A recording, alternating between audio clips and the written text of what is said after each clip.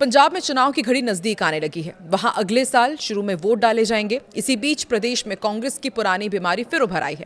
अब कांग्रेस की इस बीमारी का सीधा फायदा बीजेपी को होता दिख रहा है। बीजेपी अपनी राजनीतिक जमीन मजबूत करने के लिए 2D और 2T रणनीति पर काम कर रही है। इसका बड़ा फायदा आगामी चुनाव में भी देखा जा सकता है। तो पंजाब कांग्रेस में मचा घमासान बीजेपी के लिए कितना फायदेमंद है, आइए समझते हैं इस वीडियो के जरिए। नमस्कार, मैं हूं आकांक्षा और आप देख रहे हैं न्यूज 18 का डिजिटल प्लेटफॉर्म। पंजाब में विधानसभा चुनाव अभी कुछ महीने दूर है, लेकिन सियासी हलचल बेहद तेज हो चुकी है।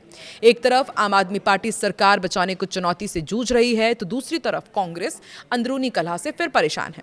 इसी बीच बीजेपी ने राज्य में राजनीतिक जमीन मजबूत करने के लिए लंबी रणनीति पर काम शुरू कर दिया है।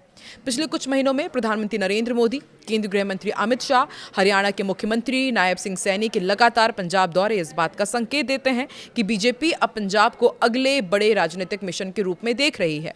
ऐसे में सवाल यही है कि क्या कांग्रेस के भीतर जो घमासान मचा हुआ है वो भाजपा के लिए सबसे बड़ा मौका बन सकता है। समझते हैं।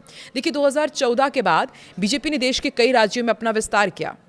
पूर्वोत्तर, पश्चिम बंगाल, ओडिशा और बिहार जैसे राज्यों में पार्टी ने अपनी मौजूदगी मजबूत की है। लेकिन पंजाब अब भी उन चुनिंदा राज्यों में शामिल है जहां बीजेपी अभी तक बड़ी चुनावी सफलता हासिल नहीं कर पाई है। साल 2017 के विधानसभा चुनाव तो आपको याद ही होंगे, बीजेपी को सिर्फ 3 सीट मिली थी, जबकि साल 2022 में उसका आंकड़ा घटकर 2 सीटों तक पहुंच गया था। लंबे समय तक शिरोमणि अकाली दल के साथ गठबंधन में चुनाव लड़ने की वजह से पार्टी का संगठन पूरे पंजाब में मजबूत नहीं हो पाया। साल 2020 और 21 के समय जो किसान आंदोलन हुआ, उसने बीजेपी की राह और कठिन बना दी थी। आंदोलन में पंजाब के किसानों की बड़ी भूमिका रही और इसके बाद राज्य में यह धारणा मजबूत हुई कि केंद्र सरकार किसानों के प्रति संवेदनशील नहीं है और इसी वजह से बीजेपी को अपनी पुरानी चुनावी रणनीति बदलनी पड़ी। अब पार्टी केवल राष्ट्रवाद या फिर 1984 की दंगों जैसे मुद्दों पर निर्भर रहने की जगह सामाजिक और स्थानीय समीकरणों पर भी काम कर रही है। पंजाब कांग्रेस इस समय पूरी तरह एकजुट नजर नहीं आ रही है। प्रदेश नेतृत्व को लेकर खींचतान, वरिष्ठ नेताओं के अलग अलग बयान और संगठनात्मक असहमति लगातार सामने आती जा रही है। और राजनीतिक एक्सपर्ट्स भी ये मानते हैं कि यदि कांग्रेस अपनी अंदरूनी कलह को जल्द नहीं सुलझा पाती तो इसका सीधा फायदा मिलेगा बीजेपी को, क्योंकि विपक्षी वोटों का बिखराव हमेशा तीसरे दल के लिए मौका पैदा करता है। बीजेपी की रणनीति भी इसी संभावना को ध्यान में रखकर बनाई जा रही है। और दरअसल भाजपा ये चाहती है कि कांग्रेस और आम आदमी पार्टी दोनों कमजोर हो, ताकि वो खुद को तीसरे विकल्प से सीधे मुख्य विकल्प के रूप में स्थापित कर सके। अब शुरुआत में हमने जिसका जिक्र किया, भाजपा का 2D फॉर्मूला, वो क्या है वो भी आपको समझाते हैं। देखिए, बीजेपी ने पंजाब में सामाजिक और धार्मिक प्रभाव वाले डेरों पर विशेष फोकस किया है। इसे राजनीतिक हलकों में 2D रणनीति कहा जा रहा है। पहला D है डेरा। प्रधानमंत्री नरेंद्र मोदी ने गुरु रविदास जयंती पर जालंधर के बल्ला गांव स्थित सचखंड बल्ला डेरा पहुंचकर संत निरंजन दास का आशीर्वाद लिया था। इसका साफ संदेश रविदासिया समाज तक पहुंचना था, जो पंजाब के सबसे प्रभावशाली दलित समुदायों में गिना जाता है। दूसरा बड़ा केंद्र है राधा स्वामी डेरा ब्यास, जिसके प्रमुख गुरिंदर सिंह ढिल्लों को प्रधानमंत्री नरेंद्र मोदी से कई बार मुलाकात करते हुए हमने देखा है। तीसरा प्रभावशाली केंद्र डेरा सच्चा सौदा है, जिसका मालवा क्षेत्र में बड़ा प्रभाव माना जाता है। बीजेपी की कोशिश है इन धार्मिक संस्थाओं के प्रभाव वाले मतदाताओं तक अपनी पहुंच बढ़ाने की। बीजेपी की दूसरी रणनीति उन प्रभावशाली नेताओं को अपने साथ जोड़ने की है जिनका दूसरे दलों में मजबूत राजनीतिक आधार रहा है, जैसे कि पूर्व मुख्यमंत्री कैप्टन अमरिंदर सिंह, पूर्व प्रदेश कांग्रेस अध्यक्ष सुनील जाखड़ और केंद्रीय मंत्री रवनीत सिंह बिट्टू पहले ही भाजपा में शामिल हो चुके हैं। और राजनीतिक गलियारों में यह भी चर्चा तेज है कि बीजेपी लगातार आम आदमी पार्टी और कांग्रेस के नेताओं पर भी नजर बनाए हुए है। पार्टी मानती है कि मजबूत स्थानीय चेहरों के जरिए पंजाब में संगठन तेजी से खड़ा हो सकता है। और 2D के साथ ही भाजपा की 2T रणनीति भी चर्चा में है, क्योंकि भाजपा केवल संगठनात्मक नहीं बल्कि प्रतीकात्मक राजनीति पर भी जोर दे रही है।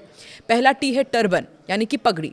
हाल ही के महीनों में अमित शाह और नायब सिंह सैनी सार्वजनिक कार्यक्रमों में पगड़ी पहनकर नजर आए। इसे सिख समाज के प्रति सम्मान का संदेश देने की कोशिश माना जा रहा है। दूसरा T है तरणजीत सिंह संधू। पूर्व विदेश सचिव और अमृतसर से लोकसभा चुनाव लड़ चुके तारणजीत सिंह संधू को दिल्ली का उपराज्यपाल बनाया गया। राजनीतिक एक्सपर्ट्स का मानना है कि इस फैसले के जरिए बीजेपी पंजाब के शहरी और सिख मतदाताओं के बीच अपनी स्वीकार्यता बढ़ाने का प्रयास कर रही है।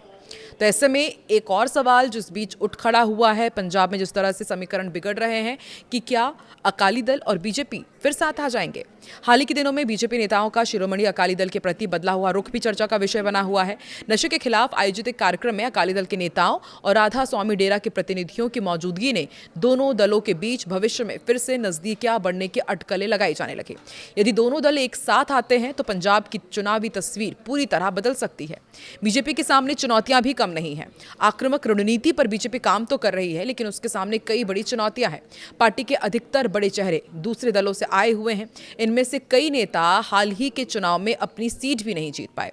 ऐसे में केवल दल बदल करने वाले नेताओं के भरोसे मजबूत जनाधार तैयार करना आसान नहीं होगा।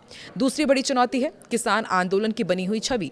इसके अलावा पंजाब में आज भी बीजेपी का स्वतंत्र संगठन कांग्रेस, आम आदमी पार्टी और अकाली दल जितना मजबूत नहीं माना जाता है। तो क्या अब भाजपा अपने आप को वाकई तीसरे विकल्प के रूप में सामने रख पाएगी? और जिस तरीके से किसान आंदोलन का नुकसान पंजाब में भाजपा को उठाना पड़ा था, कांग्रेस में जिस तरह से टूट चल रही है, सरकार बचाने की कोशिश में आम आदमी पार्टी जुटी हुई, क्या इसका फायदा वाकई भाजपा उठाएगी और क्या इसका असर विधानसभा चुनाव में देखने को मिलेगा? क्या लगता है आपको? कमेंट सेक्शन में जरूर बताएं।